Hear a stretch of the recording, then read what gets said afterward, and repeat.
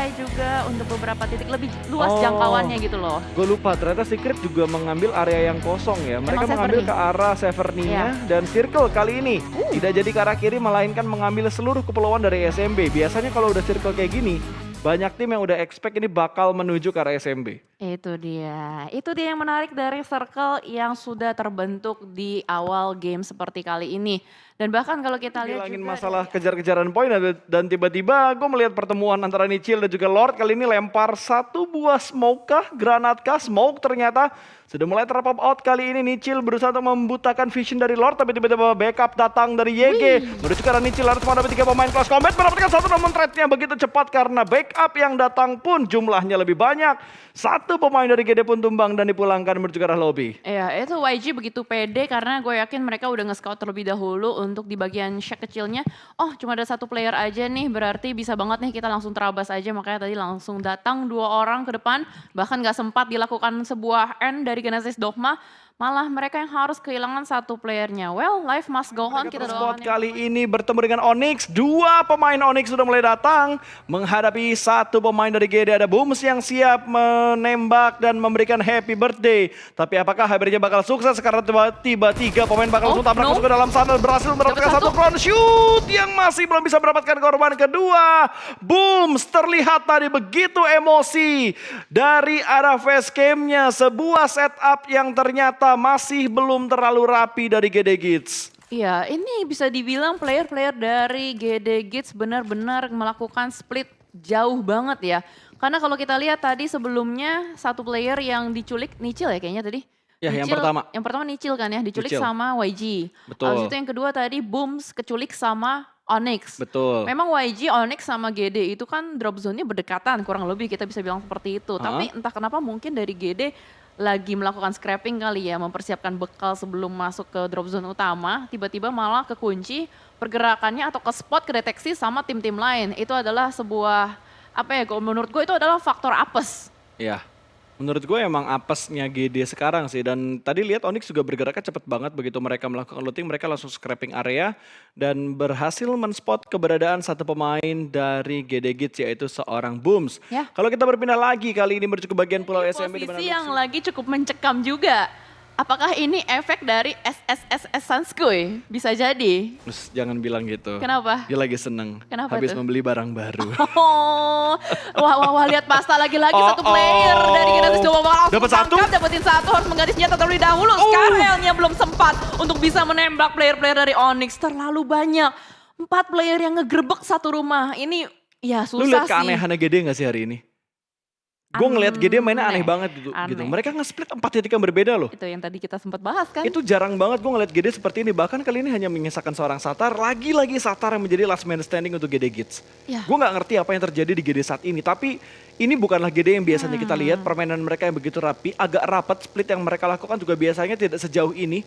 Tapi ini bener-bener jauh banget setup yang dilakuin sama GD. Seakan-akan tuh kayak mereka lagi ingin mencoba strategi baru dari beberapa hari lalu yang tidak efektif hingga detik ini tapi masih mereka coba. Aduh, sayang sih kalau misalkan kita ngomongin dari strategi yang tidak efektif tapi dicoba kembali untuk di hari kedua.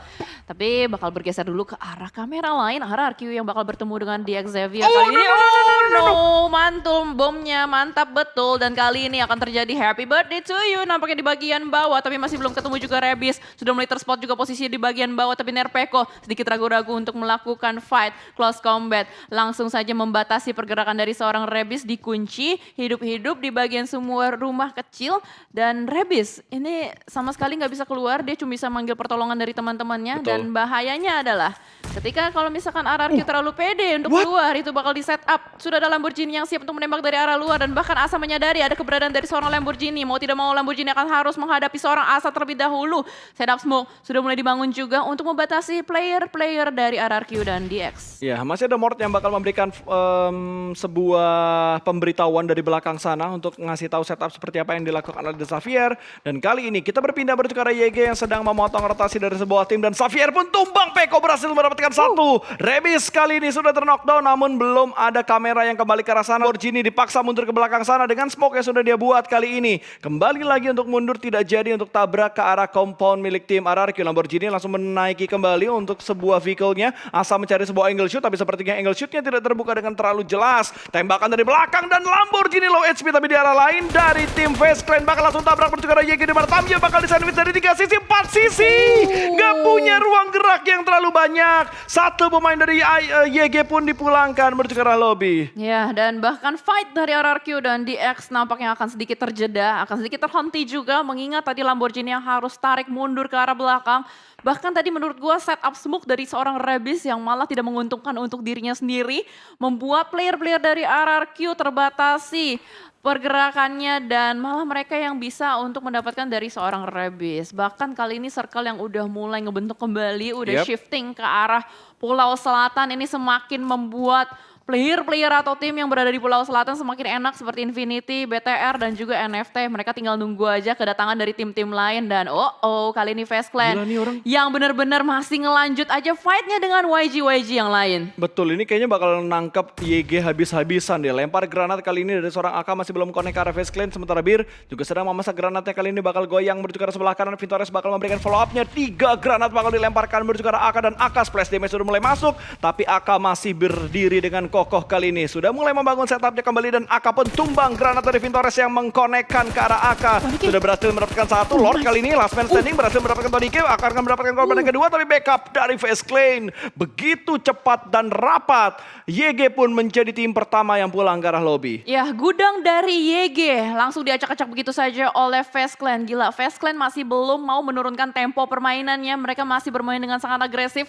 Mungkin mengingat dari circle yang begitu sulit, harus bisa mereka dapatkan poin-poin dari elimination. Mungkin itu adalah salah satu faktor kenapa Face Clan masih terus-menerus menekan tinggi tempo permainannya. Bahkan dari sisi lain, kita bisa melihat dari Bigetron Red Alliance yang sudah mulai memantau pergerakan dari Vampire juga. Mungkin akan sedikit dicoba zoning out aja supaya Vampire tidak mengambil jalur dari Bigetron Red Alliance. Dan kali ini zona yang bakal mantul kembali dari circle kedua masuk ke circle ketiga. Kita masih belum tahu akan kemana arahnya, tapi kemungkinan 80% sampai 90% itu masuk ke Pulau Selatan. Ya, harusnya bakal tetap menuju ke arah SMB dan ternyata rotasi dari Secret juga tidak terlalu nyaman bertemu dengan Xavier menerima cicilan damage yang begitu menyakitkan. Apakah bermain mereka begal.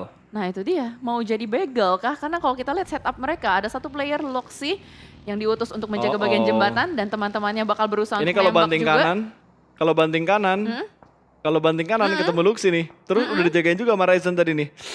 Banting kanan enggak ya, tapi tiba-tiba ada sebuah pergerakan yang dibangun juga oleh Bigetron. Mereka nge-split 3-1 berarti atau bahkan bisa dibilang ini 1-1-1-1 dan ada tapping juga dari seorang Ryzen. Hampir connect, tapi kalau kita berpindah ke arah jembatan lain ternyata Onyx yang berniat nyeberang jembatan berpapasan dengan tim Secret, bahkan iShot dan juga Jumper serta Kid 5 langsung menuju ke arah mercusuar. Ya ini sulit banget sih lihat circle-nya. Ternyata shiftingnya atau bouncingnya ke arah kanan. Membuat semua tim bakal kesulitan gimana caranya mereka harus berputar otak untuk bisa bergerak maju lebih dalam lagi. Waktu yang mereka punya juga nggak panjang. Ini adalah challenge untuk mengambil decision making. Apakah harus fight atau kabur. Bahkan kali ini dari BTR, Luxi udah mulai tarik mundur juga. Mereka tahu ini adalah momen yang tidak tepat untuk langsung ngebegal MSC. Siapa namanya? MSC. Bukan itu, NC2. MC2. NC2 dia Tadi langsung ada akrobat. TG13. Terus ada MC2 ya, waduh Ini namanya kayaknya memang sangat-sangat unik ya. Jurusan kimia. Oh jurusan kimia, ada kode-kodenya ya. Kodenya. Ada angka dan huruf yang dikombinasikan, tapi ternyata kombinasi peluru antara Onyx dan juga tim Secret tidak terlalu rapi kali ini. Bertemu di bagian jembatan sebelah kiri di arah Blue Zone, tembakan dari belakang ternyata Sembai masih memberikan tekanannya menuju ke arah tim Secret tentunya. Sementara satu pemain lagi ada di bagian lower ground, ada di bagian bawah jembatan, masih cukup nyaman dan iShot pun akan langsung melanjutkan pergerakannya lagi dengan menggunakan sebuah UAS. Nekat saja tabrak ternyata ke arah pemain dari Onyx. Mereka bakal melakukan pembersihan sebelum mereka nyebrang. Ada Sembai di bagian atas, lemparan granat sudah mulai dimasak kali ini ini. Dan tidak ada yang ter-knockdown karena semua pemain dari Secret masih menahan di bagian luar bangunan ini. Wah, ini wasting time sih menurut gua karena dari TS pun dia nggak bisa bergerak secara leluasa. Ada Onyx di bagian bawah, Playzone juga udah mulai turut andil. Satu player dari Onyx Jeff ter-take down oleh Molotov dari seorang iShots dan ini benar-benar membuat suatu kondisi yang merugikan untuk kedua tim. Sembai lagi berusaha untuk mengokang granat kembali dan Fredo ini dia granat yang begitu matang tapi Sembai hampir saja ter-take down. Begitu sakit, begitu low. Apakah sempat untuk melakukan healing? Masih sempat karena dia masih punya boostingan. Berarti Sembai, the last man standing kali ini yang harus survive dan iShots pun langsung saja dengan nekat dan gagah berani. Kita sebut dia iShots. Wow, dan itu dia. Harusnya dari Secret bisa untuk melanjutkan rotasi mereka. Tapi Blue Zone juga sudah mulai bergerak. Kali ini Vampire yang sudah berada di bagian dalam zona harus menghadapi MSC. Di mana kali ini mereka jaraknya tidak terlalu jauh. Ada NC2 yang sudah mulai itu M apa N sih? M. Nanas. Oh, N. Nanas. N2 berarti. NC2. NC2. Nah, bukan MC2 kan biasanya MC2 kan kalau kimia kan. Betul, dan kali ini dari Face Clan lah kita berpindah lagi menuju ke arah Face Clan yang sedang menghadapi Biketron, lempar granat, oh no! Sedikit masuk splash damage tapi Zuxi masih bisa berdiri dengan kokoh, saling melemparkan granat, bahkan Vintores sudah mulai merah kalau kita perhatikan darah dari seorang Vintores. Ya begitu low dan bahkan ada sebuah kokohan granat lagi, Zuxi masih bisa memanfaatkan sebuah lempengan dari bagian lower groundnya dan Liquid sudah mulai datang juga kali ini. Mereka akan benar-benar berusaha untuk meng-zoning out satu sama lain. Mereka mau daerah yang cukup nyaman ini. Tapi Face Clan sepertinya dipukul mundur. Dari Face Clan mungkin akan mencari tempat yang lain. Tapi Satar kali ini the last man standing dari Genesis Dogma. Oh my god, look at that. Healing kitnya begitu low. Satar dapetin sebuah kehokian. Tapi masalahnya berapa lama ini hokinya untuk dia bisa survive sampai ke late game. Betul, dia betul langsung melakukan healing sih. Dia nggak bisa lama-lama lagi karena tadi di sekitar mereka masih ada, di sekitar Satar tuh masih ada Geek Fam. Oh my god. Masih ada Geek Fam di sekitar Satar. Jadi harus tetap fokus. Kali ini Satar jangan sampai lengah begitu aja. Dan kali ini di arah lain dan bertemu Forifals dan juga Xavier. Jarak mereka memang tidak terlalu jauh. Akan ditinggalkan di bagian belakang. Secret sudah mendapatkan tempat yang begitu nyaman. Dan Xavier pun pulang ke arah lobby. Forifals melakukan split 3-1. Tapi kali ini mereka masih bisa mendapatkan tambahan-tambahan poin. Dan juga berhasil bertahan dengan 4 pemain mereka. Ya, masih bertahan dengan 4 pemain dan Miracle pun kayaknya kali ini udah nggak bisa kemana-mana lagi, bakal langsung dikonfirm menjadi sebuah poin. Satar, ini adalah harapan terakhir dari GD, apakah the lone survivor, tapi gue masih bisa berharap sih untuk Satar. Cuman masalah dia punya PR untuk nyari healing kit yang lebih banyak lagi. Tadi kan dari tadi kita lihat hanya bandage saja, tapi ternyata Vampire bakal bertemu kembali dengan V Gaming. Tim yang diawali dengan V kali ini sudah mulai bertemu dan Stone melakukan sebuah tindakan flank dari arah belakang, mungkin akan melakukan backstep, tapi ternyata Swaps tertahan pergerakannya dari arah belakang. V Gaming tidak mau menyia-nyiakan waktu, mereka langsung bergerak untuk berpindah tempat, mereka nggak mau terlalu lama di belakang sana, tapi Stone kali ini nampaknya posisinya udah mulai ketahuan dan Stone akan mengokang sebuah granat begitu matang dilempar ke arah depan, tapi harusnya belum cukup untuk bisa menumbangkan seorang Twans. Betul, bahkan Reverend Claw langsung memberikan follow up-nya, sedikit mendapatkan tempat yang lebih nyaman lagi. Tutop juga bakal langsung datang kali ini, tapi tembakan dari sebelah kanan juga menghentikan langkah dari Reverend Claw. Ada smoke yang sudah mulai terpop out kali ini. Tuan 2K ditinggalkan sendirian, sementara pemain-pemain V Gaming yang lainnya mengamankan area yang lebih nyaman untuk setup mereka lagi. Ya, dan kalau misalkan kita lihat sudah mulai banyak player-player yang bertumbangan, pengikisan massal nampaknya akan terjadi dan Stone kali ini bakal langsung mendapatkan satu player. Tuan Z2K bakal langsung dikonfirm begitu saja. RRQ Mort, nggak tahu kenapa RRQ masih ada Mort di belakang sana. Kayak mereka melakukan split positioning, tiganya lagi masih belum terdeteksi ada di bagian mana. Yang pasti kali ini zonanya juga sudah mulai bergerak kembali. Semua player akan berusaha untuk menjaga bagian bibir zona dan yang masih berada di luar akan berusaha untuk menerabas, menembus zona-zona tersebut dan bahkan fight masih berlanjut begitu saja. Swaps bangkit, nggak bisa kemana-mana lagi. Mana sempat sudah terlambat Fred.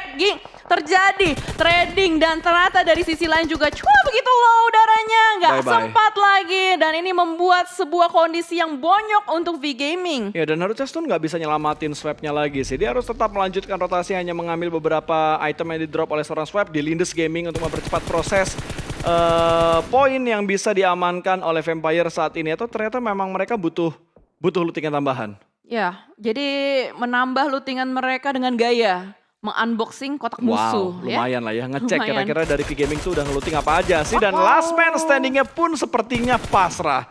Tom menyerahkan diri ke arah Vampire. Poin bertambah untuk Vampire kali ini. 12 tim tersisa. Gila, ini V Gaming berada di posisi atau peringkat yang diambang-ambang dan mereka juga sudah pulang begitu cepat. Ini adalah sebuah berita buruk. Dan pun dari sisi lain RRQ nampaknya berhasil untuk mengembalikan 4 player mereka, memberikan tekanan kepada Vampire. Stone pun tumbang. Harus bergerak, gak bisa juga karena MSC ada tiba-tiba dari arah belakang. Gua nggak tahu tiba-tiba melakukan backstep begitu saja. Dan kali ini RRQ harus bertemu dengan MSC. Ada Ponzai juga di depan sana. Melemparkan sebuah molly, dijegal begitu saja, dijepit. Nggak bisa kemana, Ponzai pun down. Oh my god, inilah RRQ yang kita kenal. Sudah mulai begitu agresif pergerakannya, tapi PR-nya mereka masih harus menembus lagi 2 player di depan sana. Masih ada Pops dan juga Jasper, Pasta. Betul sekali, RRQ masih ada 3 pemain yang aktif, sementara Voldemort bakal fokus untuk menyelamatkan 1 pemain yang sedang terknockdown.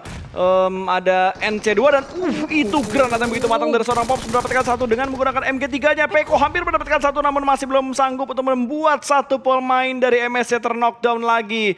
2 player sedang terknockdown, butuh proses untuk diselamatkan. Dan lagi-lagi setup dari MSC begitu rapi. GD pun dipulangkan ke arah lobby. Nice try untuk GD Kids di game pertama mereka atau game kedua kita di hari ini. Dan kita berpindah sedikit menuju ke Secret dan juga Infinity. Kali ini di mana Secret hanya menyisakan 2 player mereka yang terakhir. Oh my god, Secret benar-benar dikikis abis-abisan playernya dan kali ini dijegal juga oleh Infinity. Timpuk-timpukan granat Israel antara keduanya, tapi Kid sudah terdeteksi posisinya oleh seorang Nuzi. Bahkan 1 player iShot pun terdeteksi, dua-duanya pulang dan rata oleh Infinity. Betul, 9 tim tersisa kali ini, Jel. Kalau kita perhatikan semuanya udah mulai dempet-dempetan, termasuk RRQ yang sudah berhasil melakukan revive dan akan terpotong rotasi mereka oleh MSC Konburi karena mereka sudah melakukan setup di bagian yang agak lebih dalam dari tim RRQ-nya. Kalau kita Bigetron sudah cukup dekat dengan tim APG di mana satu pemain APG sudah mulai terspot. Ada spray dari seorang Zuxi, namun ternyata timingnya lagi-lagi tidak tepat. Tadi sedikit melepas angle dan ternyata penyeberangan dilakukan oleh tim APG. Iya, karena ada sebuah timing reload langsung dimanfaatkan oleh APG. Lu sadar gak sih APG ini selalu ketemu sama BTR? Ya. Ya kan? Gue sadar sih. Anak PUBG kan? Wis, anak PUBG kan?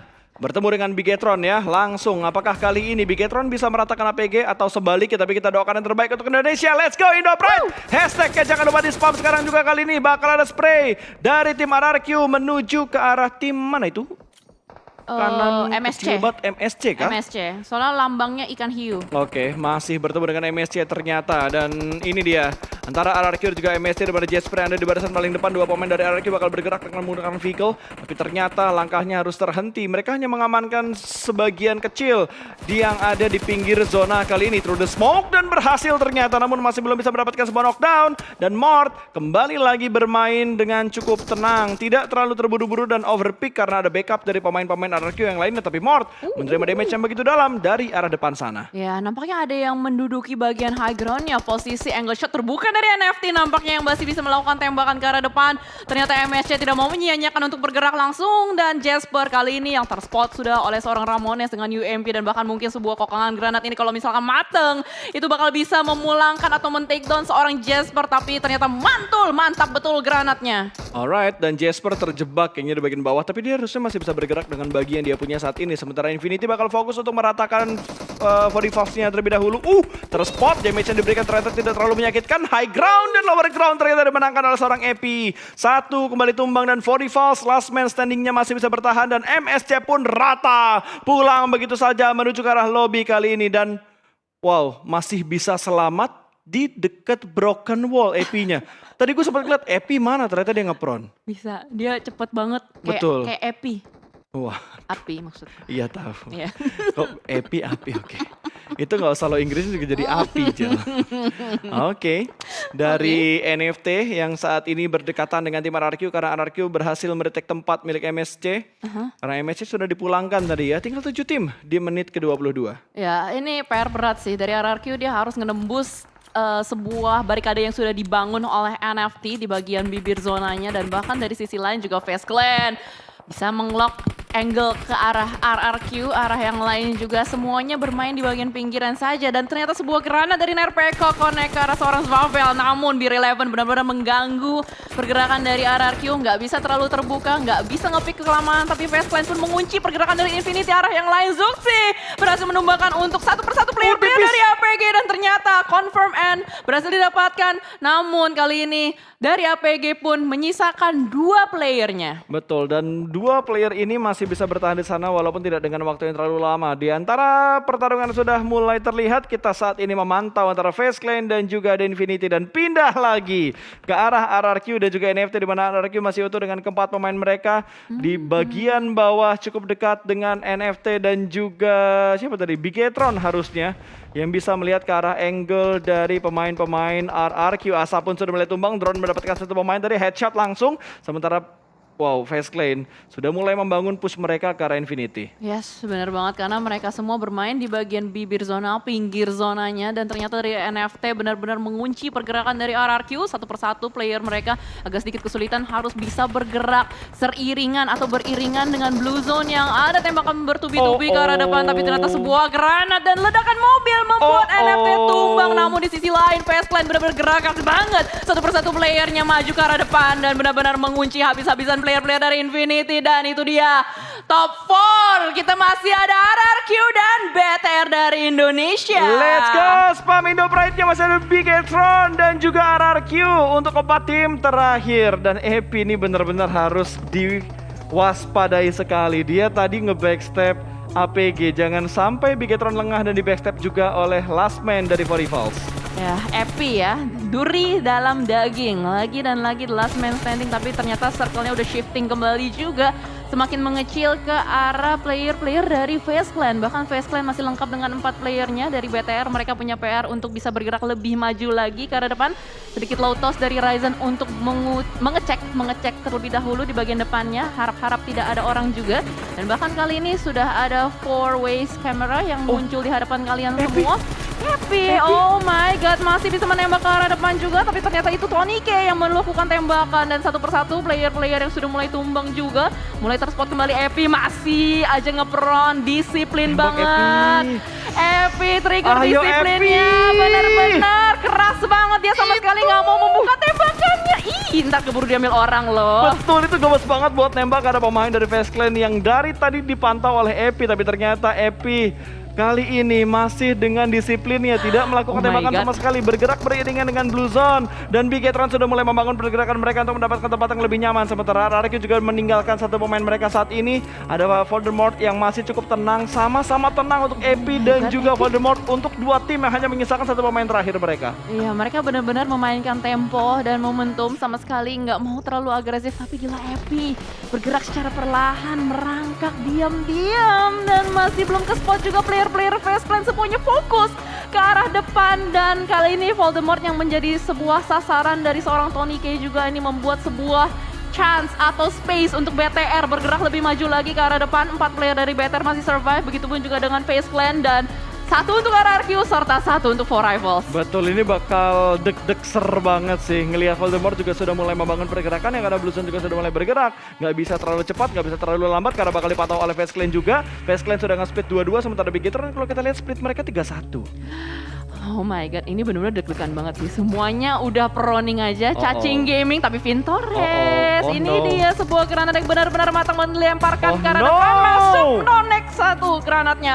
Mendapatkan 1 player, tapi harusnya masih bisa di-revive terlebih dahulu. Awas, hati-hati. Tapi masalahnya mereka berkumpul semua di satu titik yang sama. Granatnya meledak, membuat satu persatu player-player veteran untuk menyisakan. Dan ternyata Epi pun tertembak, ketahuan posisinya. Dan kali ini dari FaZe Clan benar-benar geragas banget, langsung saja menyapu bersih. Habis semuanya, winner-winner chicken dinner untuk FaZe Clan. Tadi kalau nggak salah, Epi diambil sama FaZe Clan, Voldemort ya? Voldemort juga diambil sama FaZe Clan nggak sih? Sama FaZe Clan, dan Bigetron juga diratain sama FaZe Clan. Gila, mereka berempat kontrol 3 tim yang lain loh. 3 titik yang beda dijaga semua sama dia. Soalnya tadi kan